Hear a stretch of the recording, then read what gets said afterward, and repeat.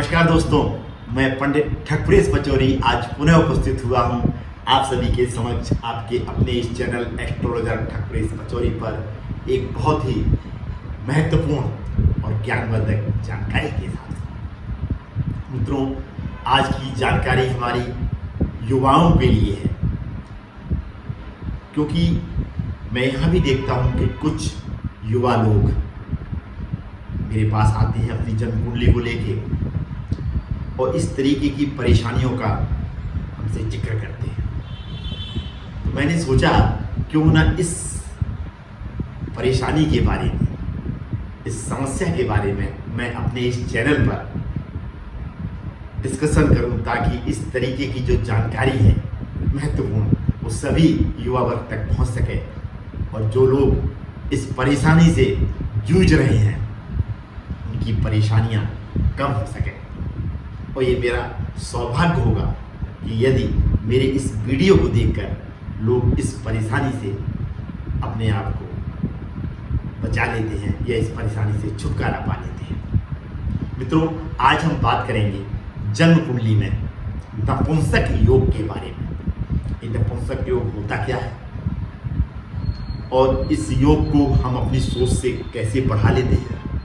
कभी कभी परेशानी ना होते हुए भी समस्याओं को हम सोच के कारण और ज़्यादा बढ़ा लेते हैं, जो कि आजकल होता है।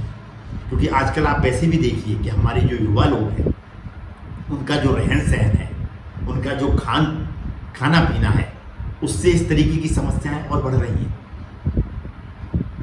और जब हमारी जन्म कुंडली में महादशा अंतरदशा खराब होती है, फेवरेबल नहीं होती है, सूर्य और चंद्रमा की पोजीशन हमारी बहुत अच्छी नहीं होती है, तो इस तरीके की समस्याएं बहुत ज़्यादा बढ़ जाती हैं और कभी कभी इतनी ज़्यादा बढ़ जाती है कि उनको हम कंट्रोल नहीं कर पाते।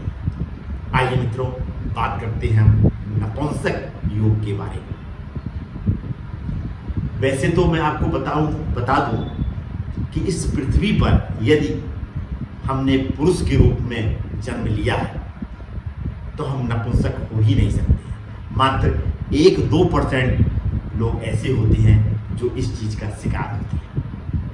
बाकी कुछ लोग अपने बचपन की गलतियों की वजह से, कुछ लोग किसी दुर्घटनावश इस चीज़ के शिकार हो जाते हैं और अपनी सोच से, कॉन्फिडेंस न होने की वजह से इस समस्या को काफ़ी बढ़ा लेते हैं।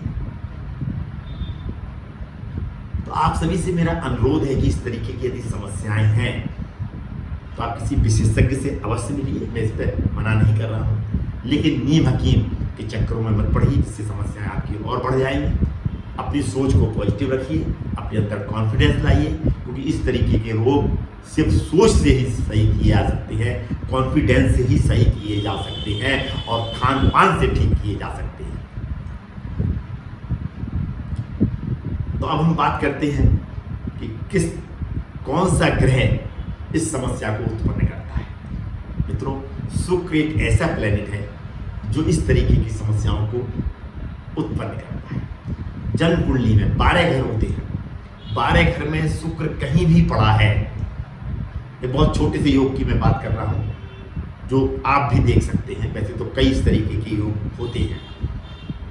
शुक्र यदि 12 घरों में से किसी भी घर में पड़ा है, उस पर क्रूर ग्रहों की दृष्टियां आ रही हैं, राहु की, शनि की, तो इस तरीके की समस्याएं उत्पन्न हो जाती हैं।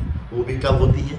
जब शुक्र की डिग्री कम है, माना मृत अवस्था में 2 या 3-4 डिग्री का है, तो इस तरीके की समस्याएं हो सकती हैं।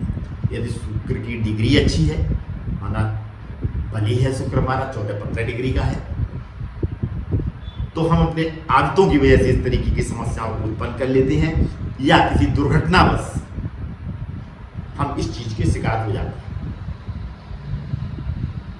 और यदि बच्चे की कुंडली में इस तरीके के योग हैं, माना शुक्र उसका बली नहीं है, डिग्री कम है और उस पर क्रूर ग्रहों की दृष्टियां आ रही हैं, राहु या शनि की, तो उसके अंदर मित्रों बचपन से ही कॉन्फिडेंस आपको उत्पन्न कराना है। कैसे? उससे शुरू से ही, बचपन से ही उसको एक आदत डालिए कि वो सूर्य को जल देना प्रारंभ कर दे।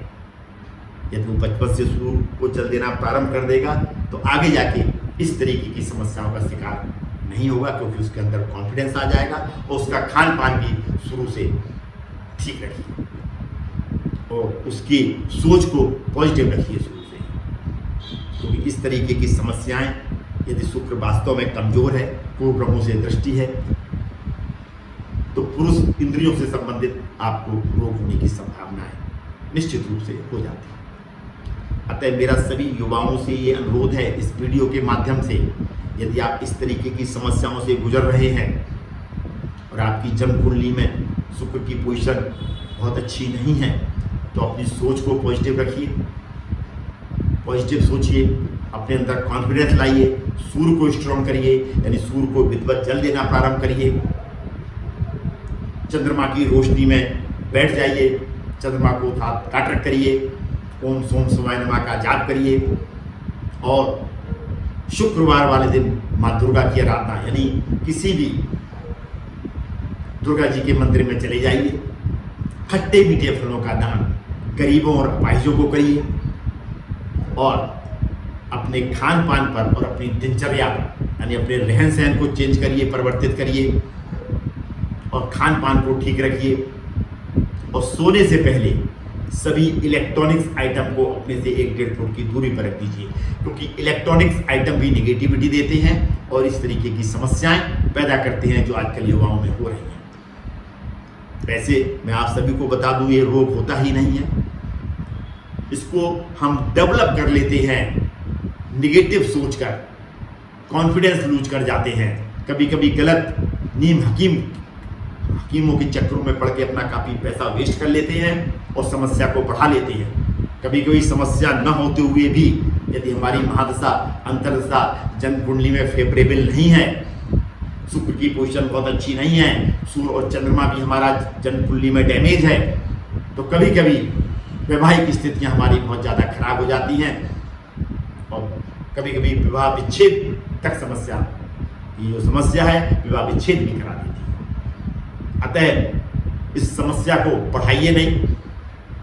जिस तरीके की समस्याओं से आप गुजर रहे हैं, क्योंकि मैं मानता हूं कि इस तरीके की समस्याओं का आप किसी से डिस्कशन नहीं कर सकते हैं, तो आप किसी एस्ट्रोलॉजर से संपर्क करके अपनी जन्म कुंडली दिखाइए और किसी विशेषज्ञ से भी आप मिल सकते हैं, किसी डॉक्टर अच्छे विशेषज्ञ से भी आप मिल सकते हैं। लेकिन सोच को पॉजिटिव रखिए, कॉन्फिडेंस अपना लूज मत करिए, खान पान पर विशेष ध्यान रखिए। यदि आप ऐसा करते हैं तो इस तरीके की यदि समस्याएं हैं भी, जन्म कुंडली में इस तरीके का योग है भी, तो ज़्यादा असर आपके ऊपर नहीं करेगा और समस्या को बहुत गंभीर नहीं होने देगा। मित्रों, कैसा लगा आपको ये एपिसोड? यदि अच्छा लगा तो इसको सोशल मीडिया पर ज़्यादा से ज़्यादा शेयर करें, ताकि आपके अन्य युवा मित्र भी इस जानकारी को प्राप्त कर उसका लाभ ले सकें। तो यदि आप उससे पर्सनली मिलना चाहते हैं तो इसका पूरा विवरण मेरे डिस्क्रिप्शन बॉक्स में दिया गया है, आप उससे पर्सनली कांटेक्ट कर सकते हैं। और यदि आपने अपना ये चैनल अभी तक सब्सक्राइब नहीं किया है तो इसको तुरंत सब्सक्राइब करें, बेल आइकॉन को भी प्रेस करें, ताकि इस तरीके की ज्ञानवर्धक जानकारियां आपको घर बैठे प्राप्त हो सकें और आप उनका लाभ ले सकें। आज मैं अपनी वाणी को इस भावना के साथ मैं यहीं पे विराम देता हूं कि यदि आपके साथ इस तरीके की कोई समस्या है वो आने वाले समय में तुरंत दूर हो जाएं और आपका वैवाहिक जीवन काफ़ी खुशहाल रहे। पुनः मुलाकात होगी किसी ऐसी ही विशेष और ज्ञानवर्धक जानकारी के साथ में। तब तक अपना ये चैनल देखते रहिए मित्रों और इसका लाभ लेते रहिए। धन्यवाद मित्रों, अंत तक मुझसे जुड़े रहने के लिए और मेरा ये वीडियो पूर्ण रूप से देखने के लिए आप सभी को बहुत बहुत धन्यवाद।